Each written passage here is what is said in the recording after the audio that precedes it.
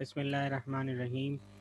Uh, Assalamu alaikum everyone. Today we are going to conduct our lecture number 14 of our course Microprocessor Systems and Interfacing. And today's topic is instruction cycle. So let's see what is instruction cycle.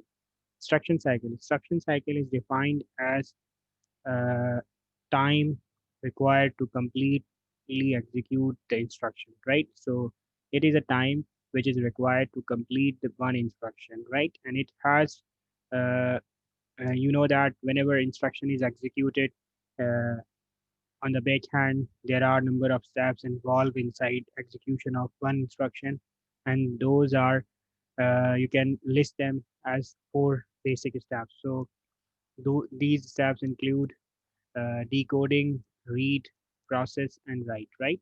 So these are important uh, segregated parts of instruction itself. So very first one is decode. Decode means the how CPU interpret it, right?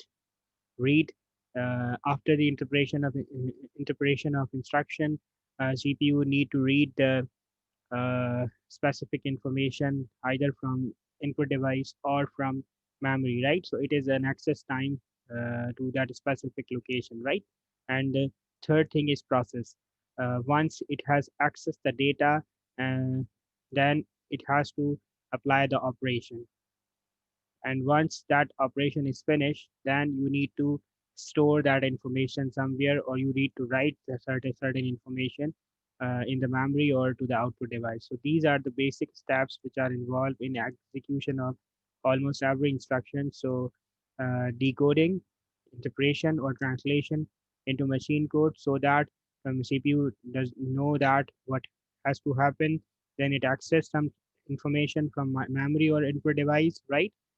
So it is reading process, then application, whatever the things need to be done, these are performed. This is called process, and output of that result is placed in this process to write that information either on the output device or in the memory. So these are the four basic steps, right? And we know that every microcontroller is an integrated IC, and every integrated IC is require an external clock to perform certain information, to perform overall operation, right? So clock is needed. uh, let's make that clock. Okay, here we need to understand some of the facts that every single step of instruction is executed in one clock cycle, and this clock cycle refers to that clock which is connected to microcontroller. In PIC 18F452, one can actually attach 4 megahertz to 40 megahertz crystal oscillator. So that crystal oscillator's clock is this one, right? So this is that clock, and each cycle of this clock is consumed during this one process. So decoding is performed in one clock cycle, read is performed in one clock cycle, process is performed in one clock cycle, and write is performed in one clock cycle. So actually, four clock cycles are consumed during the execution of one instruction cycle or during one instruction, right? So that is why one can say that instruction frequency is for one fourth time of clock frequency. So clock frequency is fourth time faster compared to instruction frequency, or instruction frequency is one fourth of clock frequency, because in one clock cycle, one instruction cycle, there are four clock cycles consumed, right? So let's formulate this thing. Okay, we know that every instruction cycle is composition of four clock cycles. That means or crystal oscillator or crystal clock will be four times of instruction frequency. So we know that XTAL is normal indication of crystal frequency. It can range from 4 megahertz to 40 megahertz that we can attach with our microcontroller that we are studying in this course, PIC 18F452. So 4 megahertz to 40 megahertz crystal oscillator can be attached. So instruction frequency, since it is one fourth of crystal oscillator, so one can derive using this formula. So let's say if you are using 4 megahertz, so instruction frequency will be 4 megahertz divided by 4 will be equal to 1 megahertz. So instruction will frequency for 4 megahertz will be 1 megahertz. Similarly, for 40 megahertz, you can drive it 40 divide by 4, that becomes 10. So 10 megahertz would be instruction frequency for 40 megahertz crystal. oscillator. Similarly, there can be 20 megahertz, 24 megahertz, 16 megahertz crystal oscillator could be used with the device, so you can calculate the instruction frequency for those specific values of crystal oscillator. And once you know that instruction frequency, then you can eventually calculate instruction time, or the time which will be required to complete one executed to execute one instruction. So that can be calculated using this instruction frequency. One out of that instruction frequency, or reciprocal of that instruction frequency, will be equal to instruction time. So let's calculate instruction time for 4 megahertz crystal oscillator. Okay, so crystal oscillator is 4 megahertz. Instruction frequency will become 4 megahertz divided by 4 equals to 1 megahertz. So that means for crystal oscillator equal to 4 megahertz, instruction frequency will be equal to 1 megahertz. Let's calculate instruction time or instruction cycle. So if instruction time is 1 upon instruction frequency, so instruction time will become 1 upon 1 megahertz. So that's why I'm just simply writing 1 upon megahertz, and it will become equals to 1 microsecond. So instruction time for for crystal oscillator is equal to 4 megahertz will be equal to 1 microsecond. And that here we come to a level where we can actually introduce one more concept, which is called instruction cycle. So instruction cycle refers to instruction time, right? So uh, if one instruction is executed in one instruction cycle, that means it will consume one instruction time. If instruction is executed in two instruction cycle, then it will take time to execute equivalent to twice of instruction time, right? So this is the rule of thumb. And mostly in PIC 18F microcontroller, almost all the instruction takes only almost all instruction takes what how many cycles? One instruction cycle, right? So that means they will consume in one instruction time. So this is the normal rule of thumb, but this is not true for all the instructions, right? There are some instructions which take time more than which take more than one instruction cycle. For example, there are instruction like uh, uh, go to, which is long branch, branch, which is short branch, BNZ, conditional branch, BNC, right? So there are certain conditions like that which take two uh, two instruction cycle, right? So first of all, uh, we need to know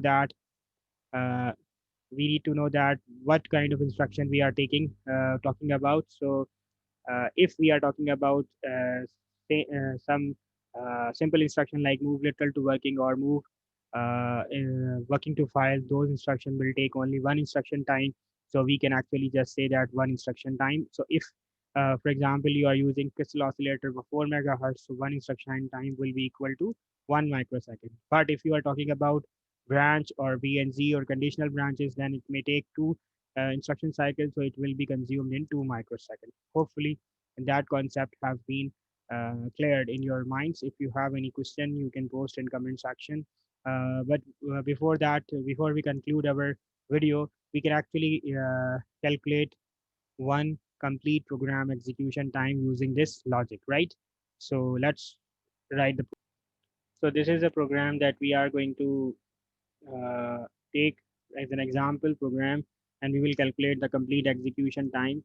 So originate, move literal to working 00. We have already done this program, so I will be just over going with this program. So move literal to working 00, move working file to C, so that these two instructions will match port C as an output port. And one can also observe in the very last lecture we have taken this example. Then we move literal to working 55 to port C. So in this way 55 hertz will move on the port C, and then we actually complement the file port C. That means whatever the bit was 0, it will turn on, and whatever the bit was off, it will turn on, and whatever the bit was turned on, it will turn off, right? This is the example. This is the same example in which we connected 8 LEDs with the port C. and then we will branch to ABC label. ABC is a label here, so this instruction will be complete, will be going for or executing for indefinite time interval. So this is a branch condition, and we will be using crystal oscillator for 4 megahertz. So instruction frequency will be 4 megahertz divided by 4 will become equals to 1 megahertz. Okay, there is one thing missing. Let me uh, correct. Okay, so crystal oscillator is 4 megahertz, instruction frequency is 4 megahertz over 4, because crystal oscillator divided by 4 is equal to instruction frequency, so it will become 1 megahertz. Then we will calculate instruction time. Instruction time is 1 megahertz, 1 over 1 megahertz, which is equal to 1 microsecond. So now we know that one instruction cycle will be equals to one instruction time, and it is equal to 1 microsecond. So very first instruction is move literal to 0, 0. It is not branch condition. It is not conditional branch condition. So it is very simple instruction. So it will take only how many cycle? One cycle, right? So it is one cycle instruction, right? Similarly, move working to file. It is also one instruction cycle, one cycle, right? Move little to working. It's again move little to working. Simple instruction, one cycle. Another instruction which is move working to file board seats. Again simple instruction, 2 byte instruction. It will take only one cycle to be executed. Complement file. It's again one cycle instruction, right? But this instruction, look, branch ABC. Branch ABC is a branch condition. It will take 2 cycles to execute. So this instruction will complete uh, will be completed or to executed in 2 cycles, right? So that means uh, cycles, right? So that means uh, this instruction, very first instruction, will take how many cycles? One cycle, and it means it will be executed in 1 microsecond. Similarly, we can calculate for move working file, one cycle is equivalent to one instruction time, which is 1 microsecond. Move little to working 55, it will take 1 microsecond. It will take also 1 microsecond. Complement file will also take 1 microsecond, but branch condition will take two uh, instruction cycles. So it will be consumed, or it will take around 2 microsecond to be executed completely. And then these two instructions will be in indefinite loop, right? So you can say that uh, from here to here, it program will take 4 microsecond, but then this program will run for indefinite time, and it will be looping off how many cycles it will be loop off around 3 cycles loop, and it will run for indefinite time interval. I hope you have understand the concept what we have learned in this lecture. If you have any question, please post in comment section. Thank you so much for listening.